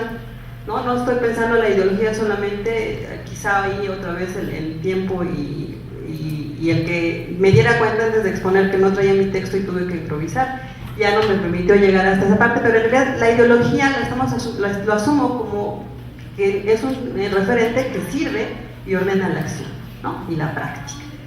Y de hecho voy más allá, la identidad, mi pregunta es, si esta es la concepción que tenemos de la identidad nacional, en términos de esta valoración negativa y de posibilidad de transformación, ¿qué tan lejos puede estar la representación o identidad ciudadana y sus posibilidades de transformación? ¿Sí? Porque ahí hay esta parte justo de articulación, y por eso me interesa también, porque creo que está teniendo un factor de orientación. Narrado hace un momento, no sé si sobre la investigación de justicia e injusticia, una parte de la investigación preguntaba: ¿y cuándo cambiarán las cosas? Nunca. Pues si siempre ha sido así, nunca van a cambiar. Que yo creo que es, cuando hablo de estos repertorios que hacen falta, y no es porque no haya tampoco un carácter reflexivo en los sujetos. Una vez que uno empieza a hablar con ellos, y sobre todo cuando se trata de entrevistas, hay un punto en que las personas empiezan a diferenciar, ¿no? ¿Cómo son los mexicanos? Ay, borrachos, tal. ¿Y usted en tanto mexicano? Bueno, yo sí soy trabajador, sí soy alegre, pero yo sí soy responsable. Y entonces empieza a haber un proceso de diferenciación, que ahí está en términos justamente del posicionamiento del sujeto en un segundo momento frente a esta categoría genérica que aprende, que la vemos en los recuerditos que se venden de México, en donde está el indio, ¿no? Apoyado en una pared o en un cactus, en un zarape, con el sombrero, que ha sido una imagen, ¿no? Del flojo, hasta la vendemos la imagen, ¿no? Como recuerdo turístico, por ejemplo. O sea, sí hay ese posicionamiento, pero luego hay un ejercicio de diferenciación en el efecto de las personas, igual que con los eventos, ¿no? ¿Cuál es el evento que mejor caracteriza el origen de México? La independencia, ¿no? Porque, y en la primera parte uno encuentra esta referencia positiva de que fue el momento de ruptura con la dominación y entonces fue propositivo y permitió la posibilidad de construir, y en el siguiente momento la persona también te dice, pero resulta que finalmente, si lo vemos bien, pues no somos tan independientes, ¿no? Sí hay esta parte y esta mirada crítica del sujeto, pero justo lo que nos interesa es mostrar cómo en esta forma educativa lo primero que tenemos es una imagen frente a la cual podemos distanciarnos más o menos, y eso depende, diríamos otra vez, de toda esta información y de la posibilidad de tener otras maneras de ver a la historia para poder potenciar que tengamos esta posibilidad de discutir y de diferenciarnos y reconstruirnos de una manera mucho más positiva de la cual lo hacemos ahora, porque ahora es como una losa, siento, ¿no? Es muy fuerte este referente con el cual estamos discutiendo y tiene un estatuto, digo, esta idea del mexicano tiene en las narrativas, creo que encuentra sobre todo, de hecho, sí, Pablo que está aquí y algunos colegas de la UNAM me corregirán, pero cuando se crea la UNAM, tiene como uno de sus objetivos explicar al mexicano y su carácter, porque había toda una idea de que era un ente sumiso, manejable, flojo, manipulador y que algo tenía que hacerse, ¿no? Entonces, que es en este juego de imágenes, cuando creemos eso y queremos ver cómo lo transformamos en alguien más, pues estamos justo, mi pregunta es ¿qué tanto salimos de esa trampa? Porque al final era una trampa. Cuando intentas y crees que lo que tienes enfrente es alguien que es manipulable, flojo, tal, pues vas a intentar, como lo hacía Fray Bernardino de Sahagún en sus crónicas, que intentaba, decía él, pues voy a estudiar a estos indígenas porque están poseídos por el demonio, pero yo creo que como los médicos, en la medida en que conozca su alma y sus costumbres, voy a poder transformarla. Y al cabo de un rato, pues él sí tuvo la fortuna de ir diciendo, pues resulta que sí tienen un sistema de valores, pues resulta que sí son una civilización, pues resulta que sí tienen una organización muy hecha, y uno lo que va viendo es que el que se va transformando es él, ¿no? Pero eso no ocurrió con toda esta iniciativa más global de buscar transformar a esta entidad definida en términos de un contexto histórico particular. Y yo creo que el problema otra vez serían los relatos. Quizá no podemos cambiar la historia ahí está, pero podemos cambiar los énfasis y las maneras en las que hemos aprendido a explicarnos no solamente el origen del país, sino nuestro origen como mexicanos. Creo que eso sí es viable de hacer y eso es lo que necesitamos hacer en términos de poder construir un pasado menos manipulado, ¿no? Entre este extremo de es bueno, todo lo bueno, los eventos con valoración positiva, que también es muy estereotipado, esquemática, para el país y los otros para el mexicano, ¿no? ¿Qué más? Las prácticas. ¿Tu pregunta? El olvido. El olvido. Pues es esto, yo creo que aquí está, ¿no? En esta selección, porque una de las cosas que en algunas entrevistas resultaban, la gente decía, bueno, pero es que nunca hablan de los otros, ¿no? O sea, hablan de los uno siempre sabe la historia o el nombre del héroe y lo que hizo, pero no sabe quiénes fueron las gentes que estaban a su alrededor y hicieron posible que eso ocurriera. Eso no lo sabemos. Entonces, yo creo que el gran olvido es lo que hoy se puede llamar ciudadanía o aquellos que participaban y que hicieron posible un país. Al final, si no nos quedamos con una historia que está hecha solamente de las acciones de los héroes y de los villanos y de los mártires, y uno se pregunta, ¿y todos los demás dónde estaban?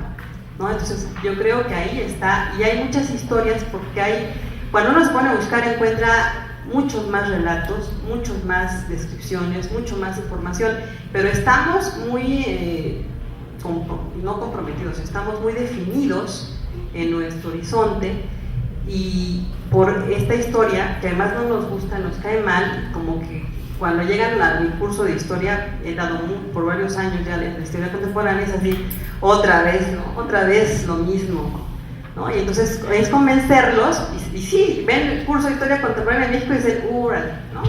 Otra vez, si ya lo vimos, si ya no lo sabemos, si ya no queremos más de eso, ¿no? Y entonces el trabajo es justamente, ahí también junto con Salvador trabajamos en relación a la memoria y a la memoria del pasado, y eso hace que vean a la historia desde otro lugar y se interesen por conocer más la historia de su país, ¿no? Pero si no ya no queremos más, ya no la sabemos, ya sabemos que Hidalgo, eso ya lo sabemos, y la época contemporánea, bueno, también, el 68, el terremoto, el ZLN, pero esa es la otra cosa, tenemos una mirada muy particular de la historia, ¿no? Como muy estandarizada o segmentada, no tenemos a la historia, o no la pensamos como un despliegue, no de evolución, sino de conjunción dinámica que permite o ha permitido el establecimiento y el desarrollo de cierto tipo de valores, de formas de organización, de logros, digamos, como sociedad. Eso los vemos mucho menos, ¿no? Ya lo creo que sí, ¿no?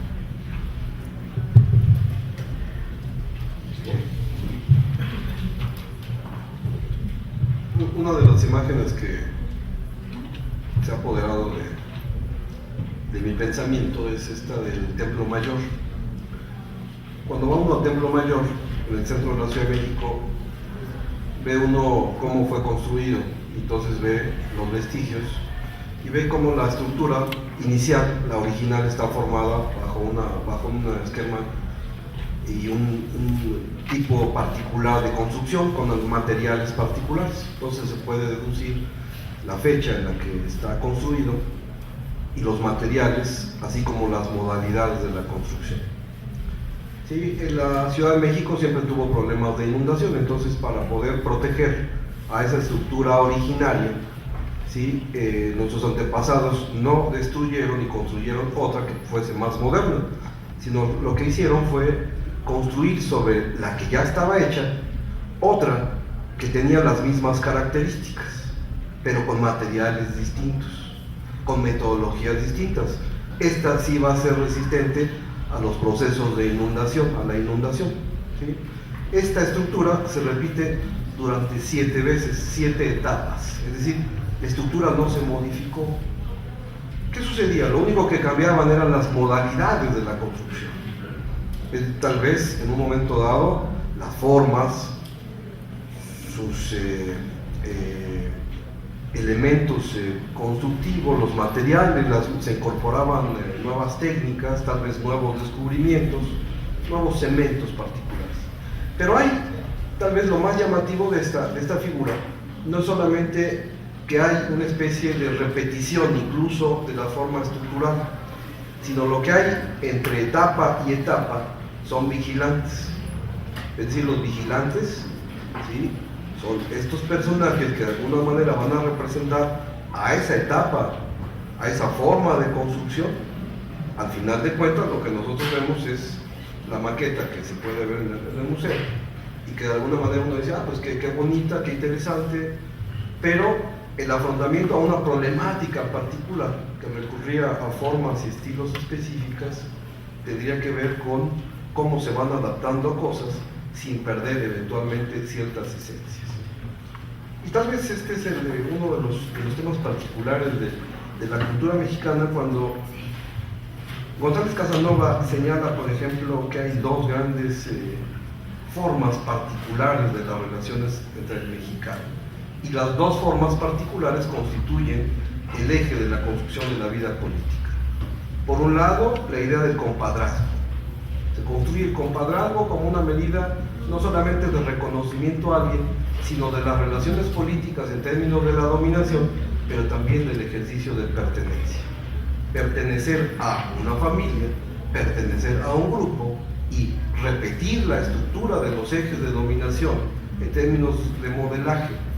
¿Sí? El otro es el caudillismo, es decir, fenómeno no solo contemporáneo, sino fenómeno antiguo que incluso no tiene que ver con nuestras formas particulares, pero que es reiterativa en términos incluso de los procesos no solo de organización, sino de las formas incluso de resolución de las problemáticas, es decir, de la comprensión, de la comprensión y de la explicación. El caudillo no es solamente el hombre más fuerte, tiende a ser el personaje más importante, eventualmente más inteligente y sin duda el más poderoso, y reordena inclusive todas las relaciones sociales, es decir, de las formas, digamos, de la vida cultural, específicamente lo que corresponde a la vida política, es decir, la construcción del sistema político en general no es solamente un invento de 1917 al 45,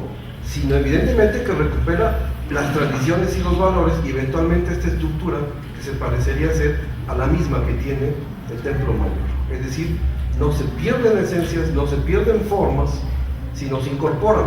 Es decir, en el caso de la forma del sistema de pensamiento, podría ser que nada se pierde o se destruye, sino de alguna manera se incorpora, pero se oculta, ¿sí? De eso no se habla.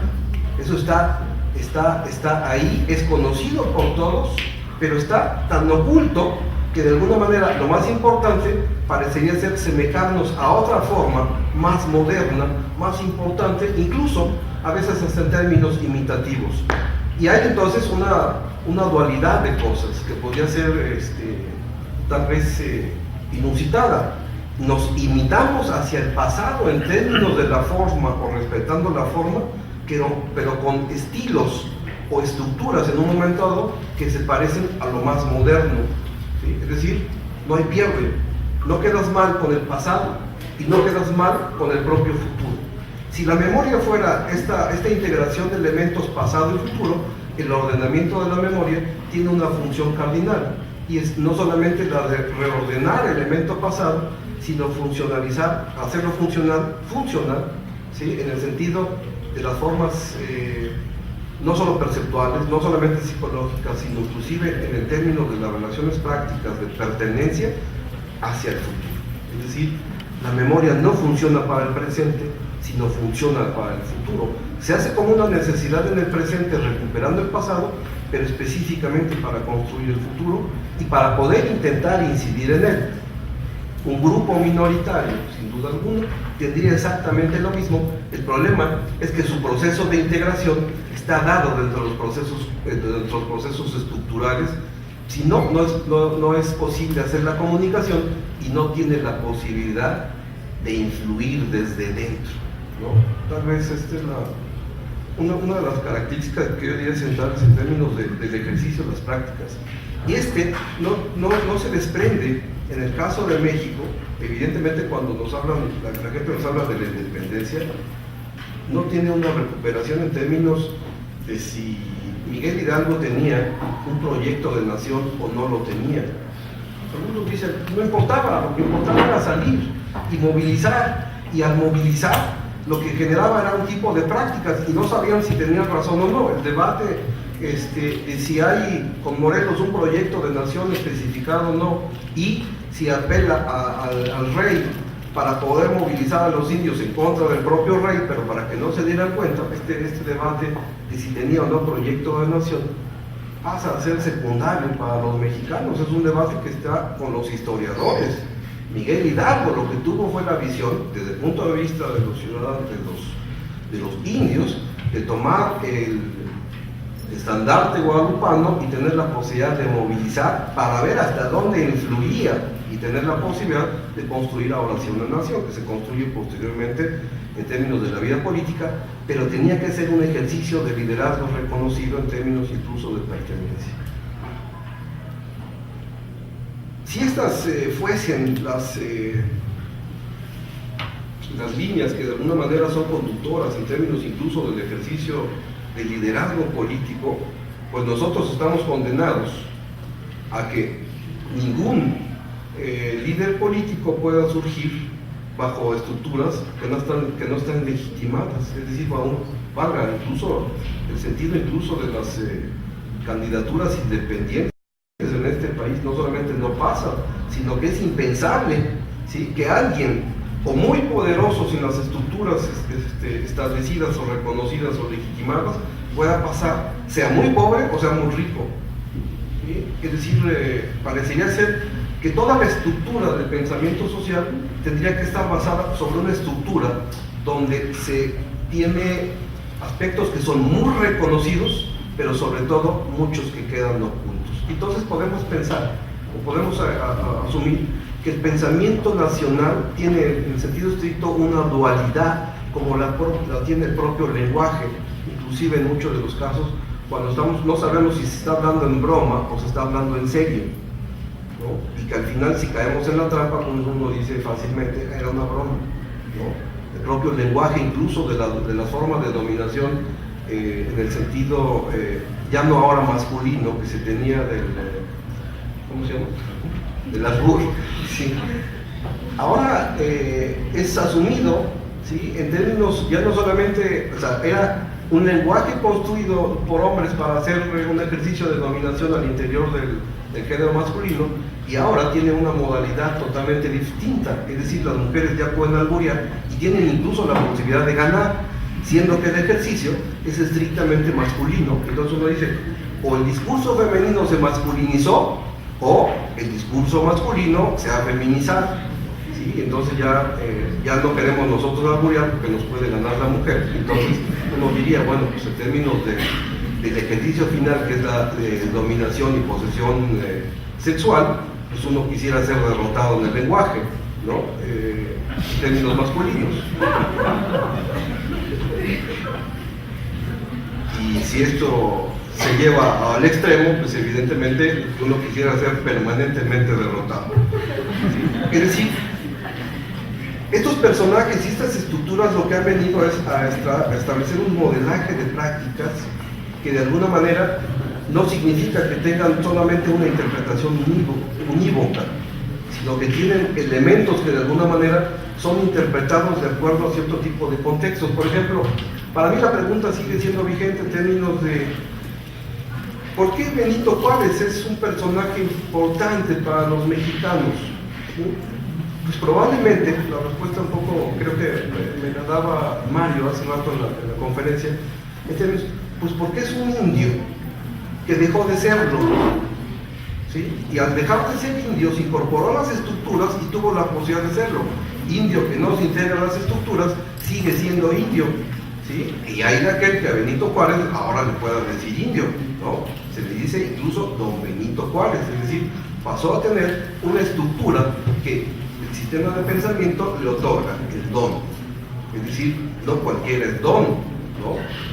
Pedro es Pedro, pero si le dicen don Pedro, tiene una categoría distinta, aunque siga siendo el mismo Pedro. Creo yo que aquí, por eso la propuesta es de que los procesos psicosociales que nosotros eventualmente, y esto lo podría pensar como una crítica estrictamente a la psicología social, que nosotros observamos a veces el proceso de memoria como un proceso simplemente de secuencia de procesos perceptuales, cognitivos, etcétera, pero que no tiene la posibilidad de ir más allá, porque no explican ni el proceso de memoria, ni explican el proceso de pensamiento social, pero tampoco explican el proceso histórico, valga, no en el sentido del proceso histórico como podemos entender oficialmente la historia, sino entender y poder influir en buscar interpretar un proceso histórico y movilizar formas incluso de retórica o de categorización o de estructuración o de temporalidad distinta. El problema parecería ser, ¿sí? Y aquí bueno vienen muchos de los elementos críticos, ¿sí? Si la relación en términos de la cultura política mexicana no es solamente de mayorías y de minorías, sino de minorías que tienen la posibilidad incluso de estructurar formas de pensamiento y formas de relación totalmente diferentes, el problema está en que estas deben terminar por no integrarse, sino establecer un conflicto que podemos denominar de tipo sociocognitivo para establecer una modificación de los sistemas de pensamiento. Y el problema parecería ser, en términos del ánimo de la participación política del mexicano, es que al final de cuentas todos los procesos políticos minoritarios tienen solamente dos finales: o se integran y son cooptados por el sistema, o caen en la derrota y eventualmente en la muerte civil, cuando no en la represión, que es el silencio. Tal vez la peor muerte que en términos de la memoria se puede dar es la memoria civil, es decir, es gastar a un movimiento, ¿sí? Exaltarlo, ver sus modalidades y después irlo desgastando de tal manera que vaya desapareciendo, y entonces lo que se da como referente es finalmente pues lo que está haciendo es integrarse, y al integrarse evidentemente pierde su valoración. Entonces la lógica eventualmente del pensamiento político mexicano es esperar la venida nuevamente del siguiente Mesías, ¿sí? Pasó un Mesías y no nos dio resultado, pues ahora vendrá otro y vendrá una sucesión de Mesías que nos dirán ahora sí viene el cambio. Entonces la esperanza y las formas de movilización de la esperanza serán el eje, pero el eje de integración del propio sistema. Eventualmente entonces Las prácticas no solamente ponen en juego procesos de organización, sino procesos de prácticas específicas que tienen esta lógica. O se conduce a la derrota en términos de la represión, etc. Y bueno, de estas historias tenemos una cantidad, no solamente en América Latina, en el sentido estricto en México, o pasan a influir desde el punto de vista de la integración del sistema. Pertenencia, entonces, es un elemento muy importante para la sociedad y para los propios individuos en esta modalidad. Pertenecer a. Y pertenecer a significa, en el sentido que hay constructos, Estado, nación, identidad, que eventualmente y evidentemente son constructos ideológicos hechos única y exclusivamente para la dominación, y que por lo tanto se hacen como necesarios, como un constructo ideológico. ¿Se puede vivir sin sociedad? ¿Se puede vivir sin Estado? Valga. Se puede pensar sin Estado, no en el sentido de régimen, sino de Estado, de dinámica, de esta relación entre cimentación, tradiciones, ¿sí? Una estructura civil, etcétera, que pueda ser flexible, pero sobre todo en la dinámica, donde las prácticas evidentemente puedan incluso no solamente buscar transformar la estructura, sino transformar tal vez lo más complicado, que serían las propias tradiciones, las propias costumbres, ¿no? Creo que la idea misma de olvido está ahí. No hay una separación. Un poco la idea de algunos compañeros está en la idea de silencio, ¿no? Por ejemplo, uno de los temas actuales de los cuales no se habla, ¿sí? Solamente para concluir, en este momento, no sé exactamente por qué, pero es de 1994, un año muy controvertido para los mexicanos, en donde aparece el Ejército Zapatista de Liberación Nacional. Al mismo tiempo se da la pertenencia de México al Tratado de Libre Comercio, un tratado internacional que se supone que nos iba a hacer ricos, ¿sí? Se muestra al mismo tiempo un evento en donde se muestra la pobreza y la miseria de los mexicanos, el papel de los indígenas, pero un acontecimiento que viene y sobresalta, genera un enorme temor, y que es la lógica del proceso electoral 94, que es el asesinato del candidato del PRI. ¿Sí? Este está totalmente silenciado.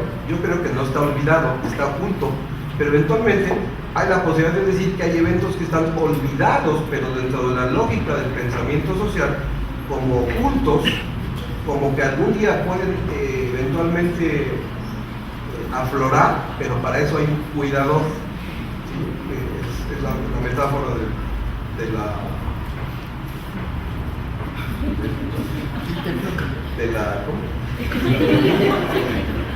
la pirámide, ¿sí?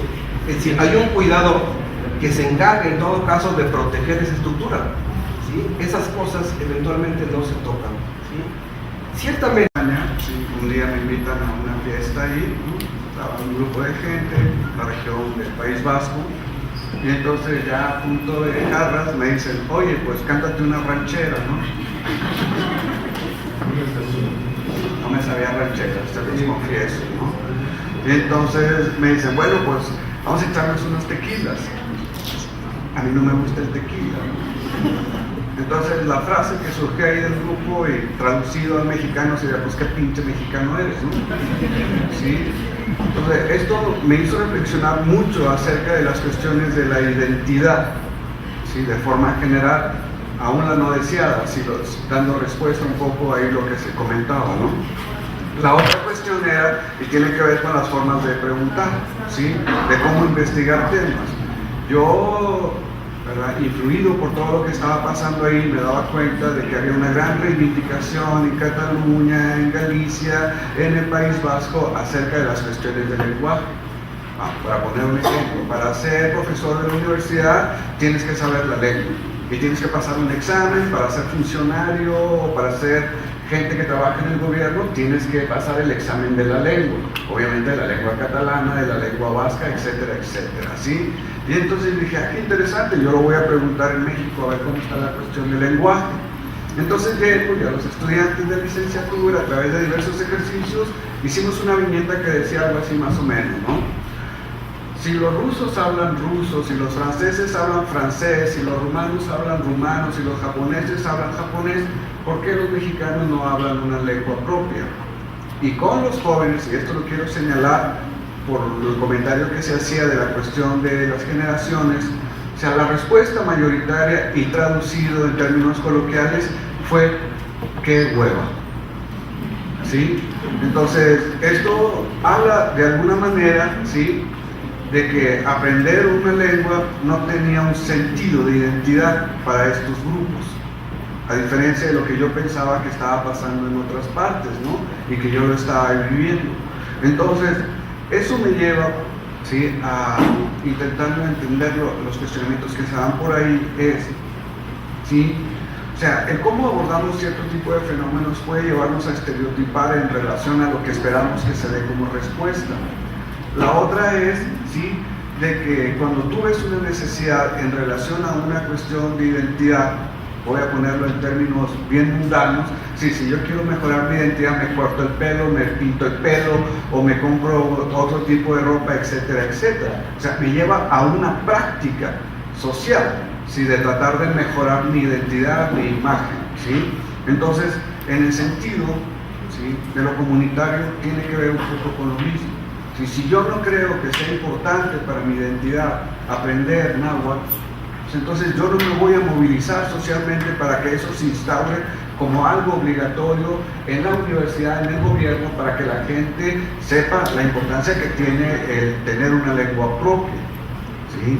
La otra cuestión es, y yo sí quiero retomar porque el comentario me pareció muy interesante, la cuestión del nacionalismo, la identidad, etcétera, etcétera, es de que la revisión que vamos haciendo de los diferentes periodos históricos es que la identidad y el nacionalismo, ¿sí?, pues son una estrategia que se emplea comúnmente para cuando se habla de los intereses de la patria, que no son los intereses más que de los grupos dominantes en esos momentos. Y voy a ponerles un ejemplo, ¿sí? Es decir, pues toda la cuestión de la identidad y la nación y ese, etcétera, etcétera, a un grupo lo hizo poner una estela de luz. ¿O cuál fue el argumento? Si no era eso, ¿sí? Es decir, la nación, la identidad, y ahí está, para ese grupo era así es como se puede hacer, y como lo podemos ver en otros, con otro tipo de imágenes. Recuerdo mucho la que nos vendían a nosotros cuando era pequeño, que espero que algunos de ustedes la recuerdan, era la patria puesta en los libros de primaria. Aquella mujer que enarbolaba una bandera, entonces tenía un uso, pero un uso para el grupo dominante, porque cuando tú veías a quien lo proponía, no tenía nada de esa imagen, ¿sí? Y la otra cuestión, ¿sí?, a la que quiero llegar en relación a eso es, inclusive académicamente tiene un uso. El estudio del indigenismo, el estudio del nacionalismo, etcétera, etcétera, porque dirías, bueno, ¿a dónde vas a ir con todo eso? ¿A replantear el nacionalismo, a replantear la identidad, o hacia dónde vamos? Porque en función de la pregunta que decía la compañera, ¿de qué estamos hablando? ¿Sí? Yo te diría, ¿de qué estás hablando? ¿De los mexicanos? ¿Sí? ¿Antes de los españoles? ¿De los mexicanos después de los españoles? Y miren que lo de mexicanos es un decir, porque aquellos también llegaron del norte aquí a imponer cierto tipo de cosas, me refiero a los mexicas. O estás hablando de los mexicanos, sí, con los territorios del norte de lo que era el territorio, o el sur de lo que es ahora el territorio de los Estados Unidos, de California, Arizona, Nuevo México y Texas. Entonces, ¿de cuál te estás refiriendo? O sea, esa es una cuestión muy importante porque nos damos cuenta que tiene un uso social y tiene una práctica social en ese sentido. Si todo lo que se hizo ahora para conmemorar esto, ¿verdad?, que está como predeterminado y fijado en una fecha y una hora, me parece absurdo, ¿sí? Es decir, bueno, ¿qué uso tuvo eso? Entonces, ¿qué le dejó a la nación, ¿sí?, como una cuestión de nacionalismo e identidad? Entonces, eso es una cuestión que nosotros siempre nos tenemos que replantear en el sentido de que no lo tienes que ver hacia atrás, lo tienes que ver hacia en este momento, es decir, ¿qué es el nacionalismo? ¿Qué es la identidad de los mexicanos, las mexicanas? Entonces, esto necesariamente tiene que llevarnos a reflexionar, ¿sí?, que también se le da un uso político a todo eso, y que quizás cuando alguien enarbola ese discurso político, si nosotros tenemos esa tendencia, diríamos, es que este sí es patriota, este sí es mexicano, ¿sí? Este nos va a ayudar, etcétera, etcétera, etcétera. Entonces, la otra cuestión es, nosotros en este momento, ¿qué planteamos como una cuestión de identidad? Y lo otro es, ¿para qué demonios nos sirve? Gracias.